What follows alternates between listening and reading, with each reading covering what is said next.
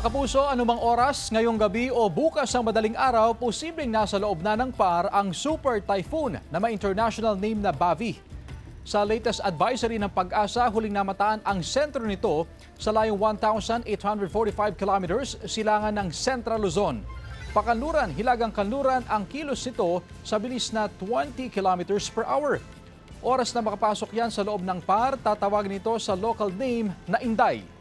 Sa ngayon, wala pa itong direktang epekto sa bansa pero ramdam na ulit ang epekto ng habagat na unti-unti nang magpapaulan sa ilang lugar, kasabay ng epekto ng easterlies at localized thunderstorms.